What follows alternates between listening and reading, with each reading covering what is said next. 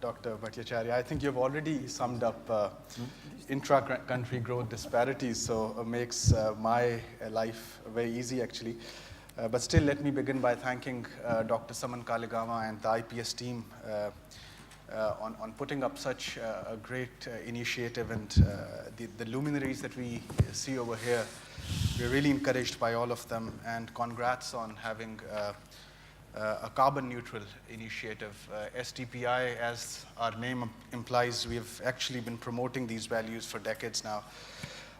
Now this paper, this draft paper, if I can say, is a joint draft with Dr. Abid Suleri, Zishan, and Samavia, researchers at SDPI.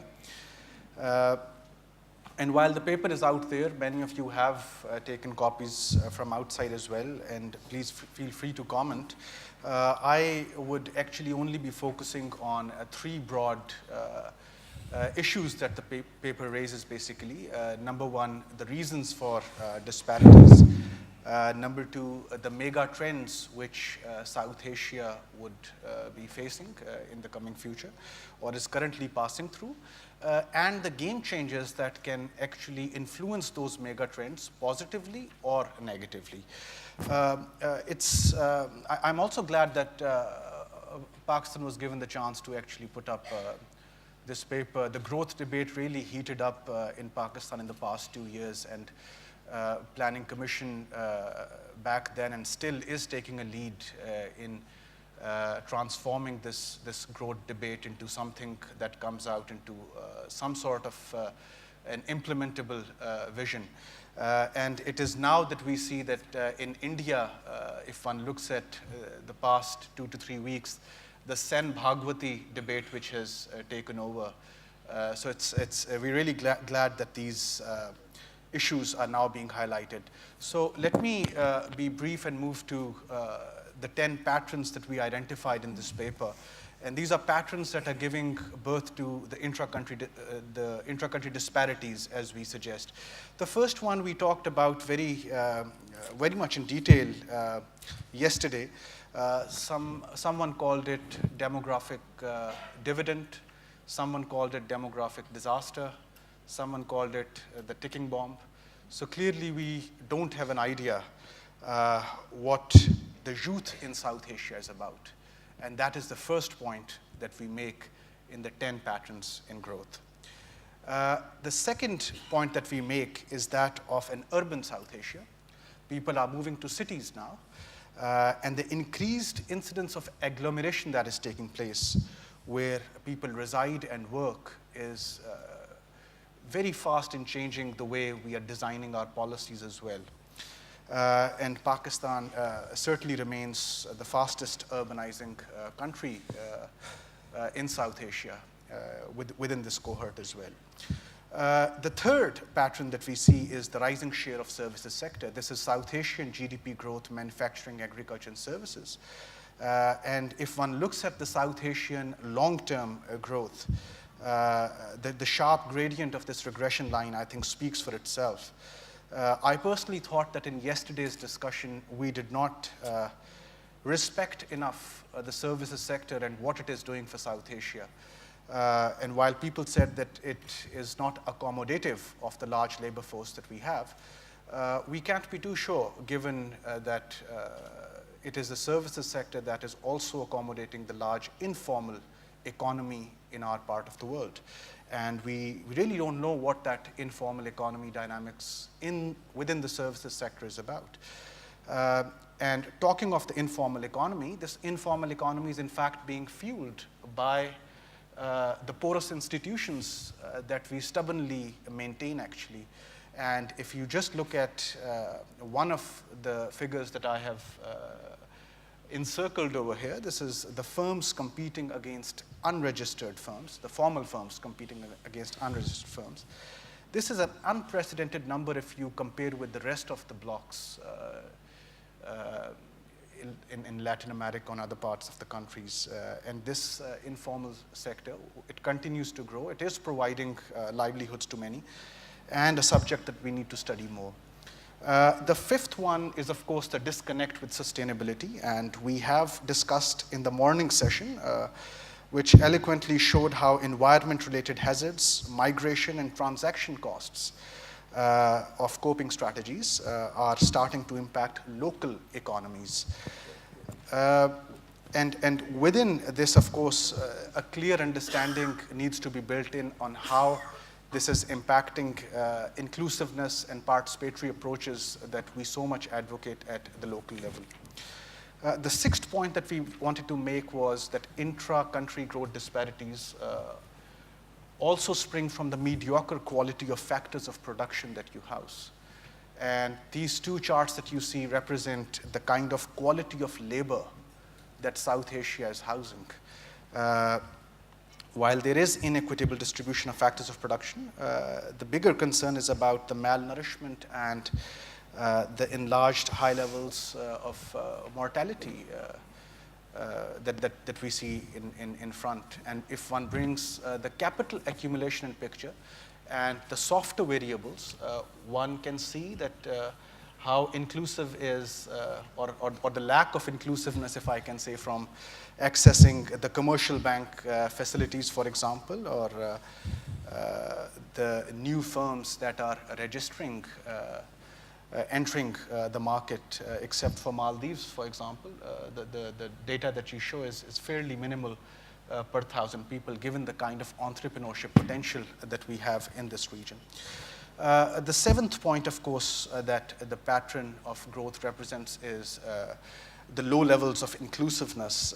And I'm glad that Professor Rahman Subhan a while back pointed out that he'll in fact focus on this point further on the various other dimensions of inclusiveness that, of course, we have not covered in this paper. And strictly taking the economic measures, while we understand that South Asia has been successful in pulling people out of the poverty line, these figures are in fact very suggestive that a lot more needs to be done, and the work is not even half complete. And I think we are not talking enough about the inequality of income, consumption, and opportunities that continue to exist. The eighth pattern that we identified was the lack of participatory approach.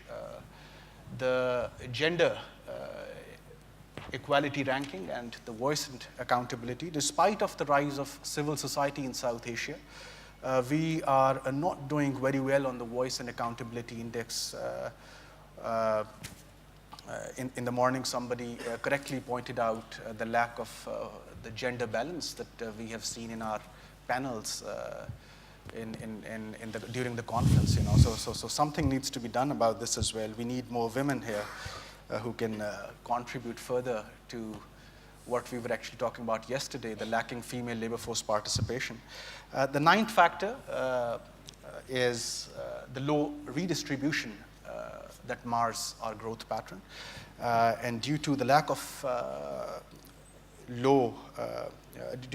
fiscal discipline, if I can start with, of course, and low tax to GDP ratio that we see in South Asia, this has become a problem. And I remember last year, Planning Commission in Pakistan did conduct a study trying to see how much of the money actually reaches the beneficiary. And it was no surprise that out of every 100 rupee that was being spent in the social sector, 38 rupees were not reaching the poor or the beneficiary. So therein lies the classic problem that while you have an issue with domestic resource mobilization, you also have issues of domestic absorption that one needs to address. And finally, we are opening up to the world. The balance of payment is fairly liberalized in case of all the countries. But we are trading with an inefficient infrastructure, and we still aim of being in the ASEAN League soon, but it's not happening with this number, which ranges from 1 to 5, 1 being low and 5 being high. With this number of border-related infrastructure and the supply-side bottlenecks, it seems like the growth rates may not be able to sustain in the medium to long run with this kind of openness. So this is the sort of summary of underlying growth patterns, which I have just discussed. And of course, we look forward to further comments from the panel. The second part of the paper, in fact, pointed out on the the futuristic outlook for South Asia, and we start with the emerging mega trends. And out of the holistic or comprehensive discussion that we have in the paper, we have just picked 3 or 4 mega trends that we'll very briefly mention over here. The first one is emerging examples of individual empowerment across South Asia. You have a rising middle class and a relatively independent media, access to ICT giving youth and communities a voice, pro-poor legislation like right to information coming up, and one sees that these are translating at the micro level into pro-poor service delivery, which is improving. So there are some examples which need to be scaled up. The second mega trend that we discuss in this paper is the demographic change, just the place where we started our discussion from. You have a rising literate urban class, increased mobility of labor across sectors. The rural to urban transition is more common now. Knowledge spillovers are fairly documented. And there's an active contribution of diaspora, not just in the form of remittances that we see, but also in case of technology transfer and related spillovers. The third mega trend in South Asia is the emergence of new power centers. While I just mentioned civil society, you have the case of superior judiciary in Pakistan taking a lead.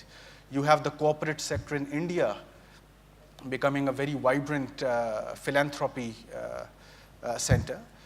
You have parliamentary forces that are maturing now. And once again, media is taking, or at least occupying a very significant place in shaping how the new power centers will be emerging. And this is very contrary to, for example, if I talk of Pakistan, very contrary to our past, where military was the nucleus power center. The final part is, of course, the game changes. How do we wish to leverage these mega trends which have been identified in this paper? You can leverage upon them, or you can let the opportunity pass. So very briefly, we identify 4 game changes that, if acted upon, can act favorably on the mega trends. If not acted upon, can adversely impact those mega trends.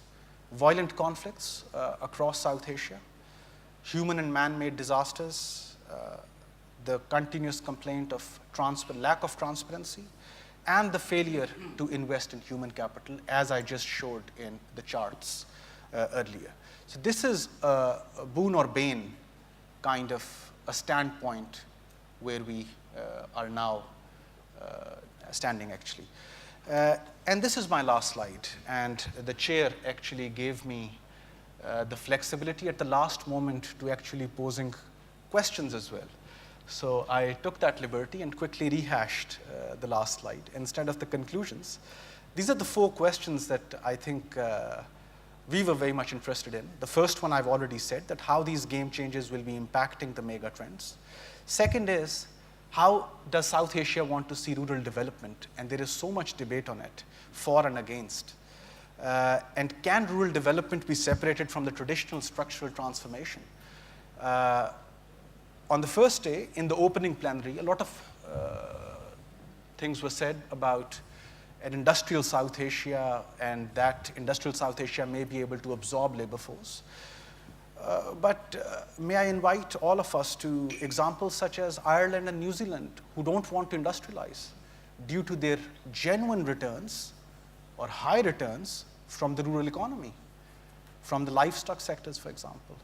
And therein lies a question for all of us in South Asia, and that is our comparative advantage. Can the agriculture or can the rural economy not become innovative? The third question that we put on the table is about the increased discussion in diaspora, about urban spaces. Can our cities become hubs of domestic commerce? And we have seen that the recent work by Ed Glazer or Richard Florida, and a lot of work which has been produced on the second-tier cities in India, for example, which are now gaining a lot of importance in Indian economy, one sees that this is an area which has not been explored fully. And the way our arcade zoning and building laws continue to stifle entrepreneurship, that needs to be discussed. And the last question is if we can reinvent youth engagement. Youth up till now in this entire meeting has been considered strictly as an economic object and not a unit that can be representative of social cohesion, that can actually contribute to demand-side accountability in our communities. We don't even have the kind of examples you see in Latin America or even Sub-Saharan Africa, if I can say, where youth committees lead the way for social accountability. So these are the 4 questions that I leave you with. Thank you very much.